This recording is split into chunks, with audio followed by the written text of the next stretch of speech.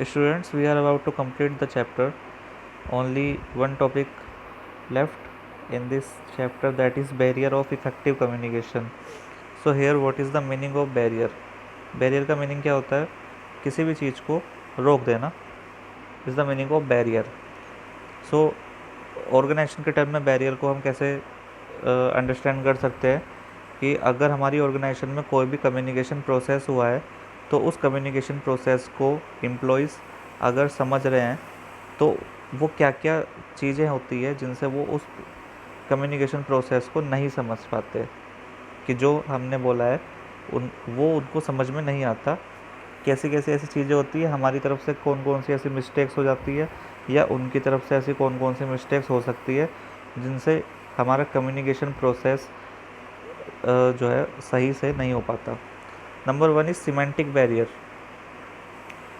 इसमें हमारी 4 टाइप्स की बैरियर होती है, जिसमें नंबर 1 है हमारा semantic barrier. Same words understand differently. Same words understand differently, जिसमें हमने बोला तो सेम वर्ड होता है, बट जो समझने वाला होता है उसने उस वर्ड को डिफरेंट तरीके से उसको ले लिया होता है. जैसे कि हम अपने फ्रेंड से बात करते हैं, हमारा कहने का मतलब तो कुछ और होता है और वो समझ कुछ और लेता है, और फिर हम उसको ये क्लैरिफिकेशन देते हैं कि मैं कुछ और कह रहा था, तुमने कुछ और समझ लिया, ऐसा नहीं था. तो this is called semantic barrier. ये जो हमारा कम्युनिकेशन का जो प्रोसेस होता है, इसको अगर इसके बीच में बैरियर हो जाती है तो ये सिमेंटिक बैरियर होती है. ये कितने टाइप्स की होती है? Badly expressed. ये क्यों होती है हमारी? Number 1 is badly expressed. अगर आप किसी भी वर्ड को या किसी भी सेंटेंस को, अपने कम्युनिकेशन को बैडली एक्सप्रेस्ड करते हो, सपोज़ करते हैं, हम अपना एग्जांपल लेते हैं, हम मान लीजिए सपोज़ करते हैं कि हम अपनी क्लास में हैं और क्लास में हम सब अपनी अपनी क्लास में हैं और आप लोगों को जो टीचर है, जो भी आपके सामने पढ़ा रहे हैं, अगर वो किसी भी टर्म को, किसी भी टॉपिक को सही तरीके से क्लैरिफाई नहीं कर पाए, सो क्या हो जाएगा? ये badly expressed. So communication process वहीं हमारा ब्रेक डाउन हो जाएगा एंड हम बोलते हैं कि ये चीज़ हमें समझ में नहीं आई. क्यों नहीं समझ में आई? क्योंकि हमारा कम्युनिकेशन प्रोसेस सिमेंटिक बैरियर की वजह से सही से नहीं हुआ. Symbol with different meaning. Symbol with different, ऐसे सिंबल जिनका मीनिंग डिफरेंट होता है.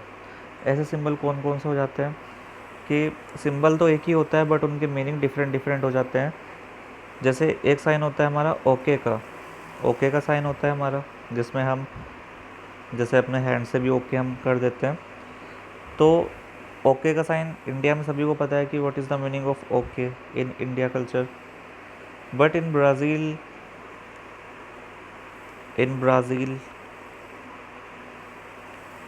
Germany, Russia, in Brazil, Germany, Russia's culture, the meaning of okay, um, the meaning of okay is understandable by the term it is very offensive.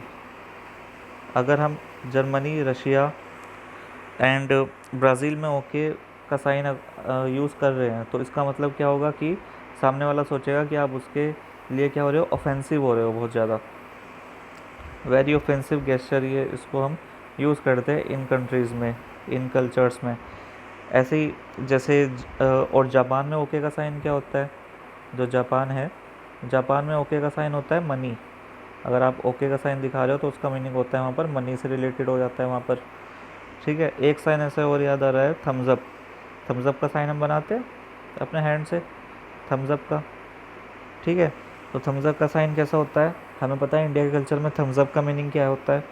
But जो China है, China हो गया, Malaysia हो गया, और भी इसमें कंट्रीज़ है, मैं यहाँ पर 3 याद है मुझे, अभी माइंड में 3 आ रहे हैं, तो और भी कंट्रीज़ हैं. और स्लोवाकिया हो गया स्लोवाकिया. तो इन कंट्रीज़ में जो थम्स अप का मीनिंग होता है, थम्स अप का मीनिंग इन कंट्रीज़ में होता है काफ़ी ज़्यादा रूड गेस्चर, र्यूड गेस्चर से होता है. ठीक है.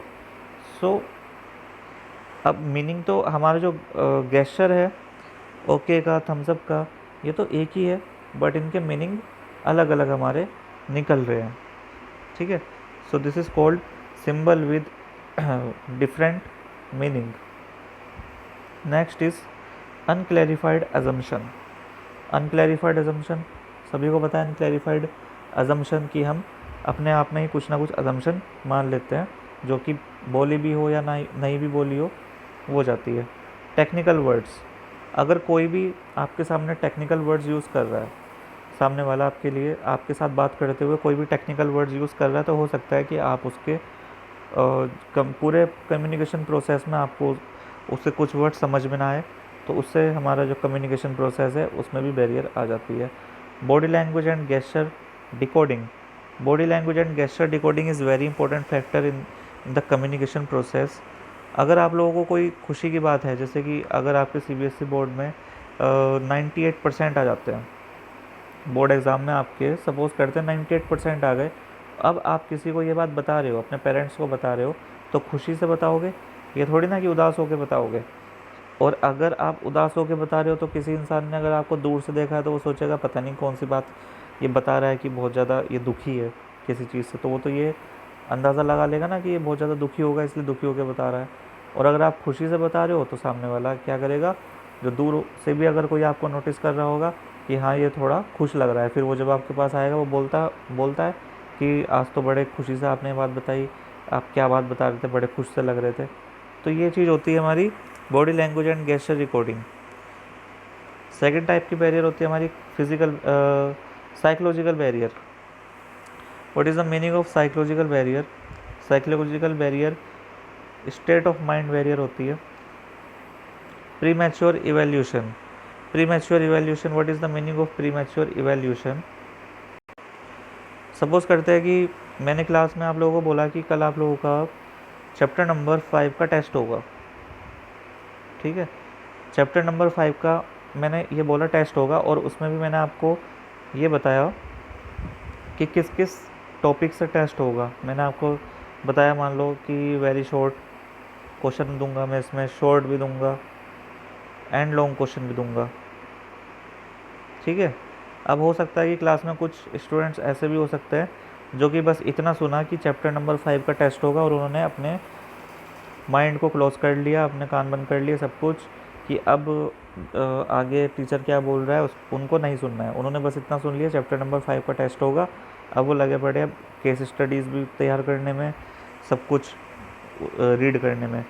सो अगर हम कुछ बोलते हैं और हमारी बात को पूरा का पूरा नहीं सुना गया है, तो this is called premature evaluation, कि हमारी बात बिफोर कंप्लीशन हमारी बात को कोई किसी भी तरह से अलग वे में ले ले। So this is called premature evaluation. Lack of attention, number second is lack of attention. अगर मैं क्लास में लेक्चर दे रहा हूँ और स्टूडेंट्स क्लास में अटेंशन नहीं दे रहे हैं, तो कम्युनिकेशन प्रोसेस बेकार हो जाएगा।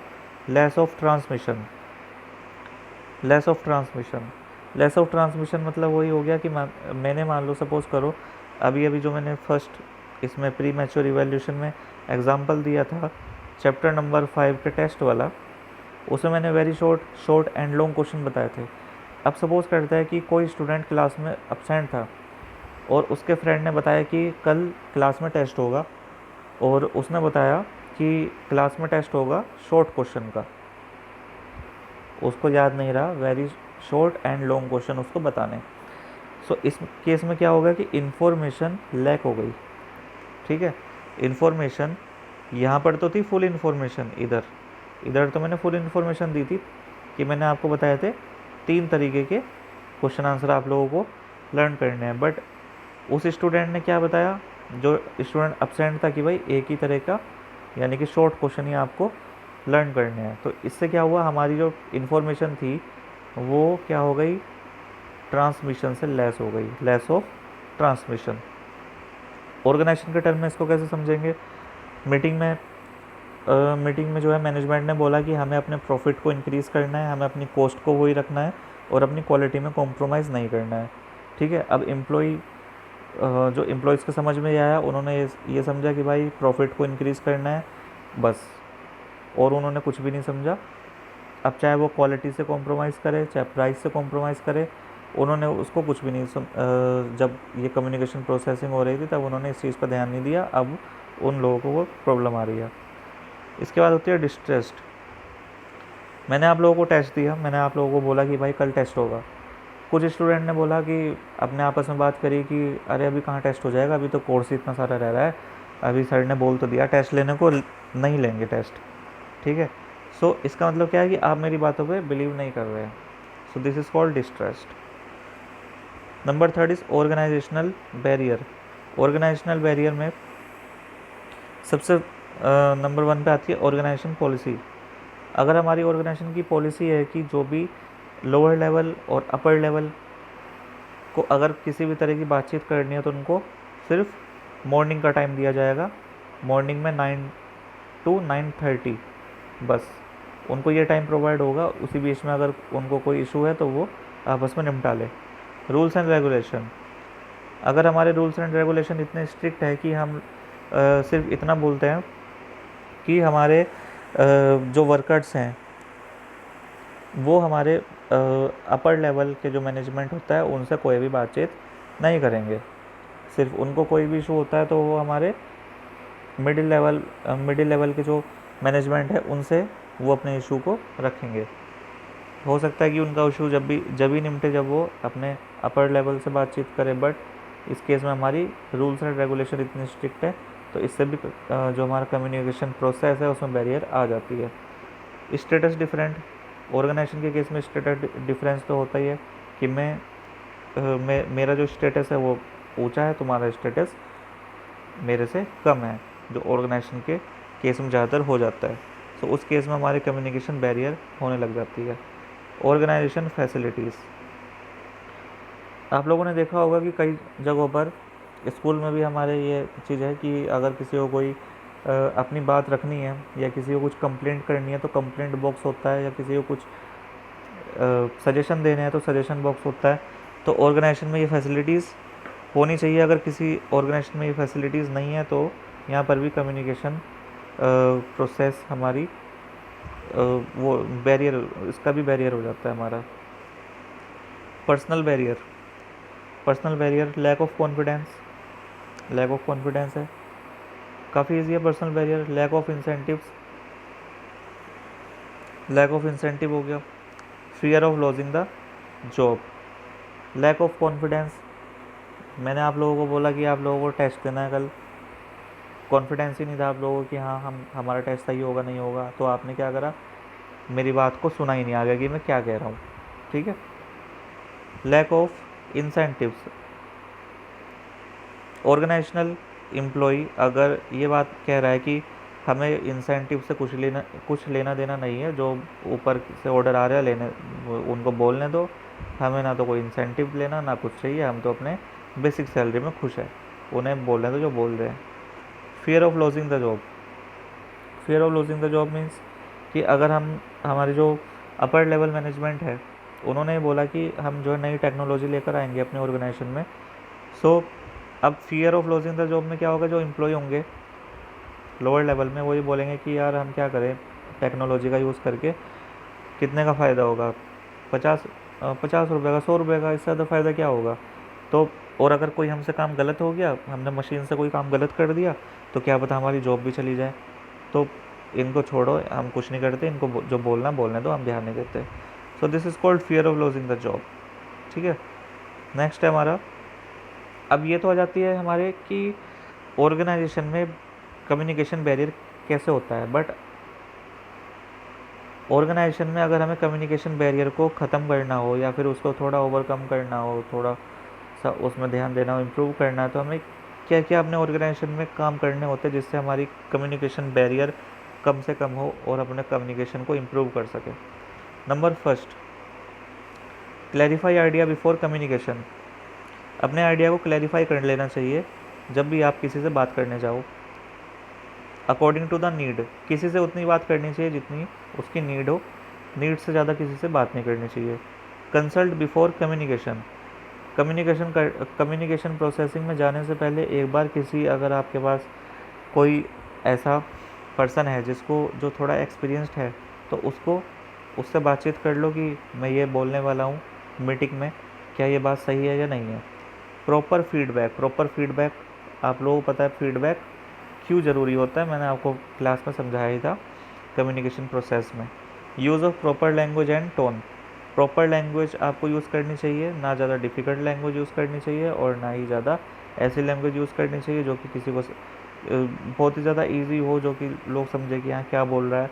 तो ठीक ठीक लैंग्वेज भी यूज़ करनी चाहिए एंड आपकी जो टोन होनी चाहिए वो भी मैच होनी चाहिए आपकी बॉडी लैंग्वेज से, जिसको हम गेस्चर बोलते हैं। Good listener. अब यहाँ तक तो बात थी हमारी कि सपोज करते क्लास में टीचर की, कि टीचर को क्या क्या चीज़ें ध्यान रखनी है, ठीक है। अब ये चीज़ें हैं कि ये चीज़ें आप लोगों को ध्यान रखनी है क्लास में स्टूडेंट्स को।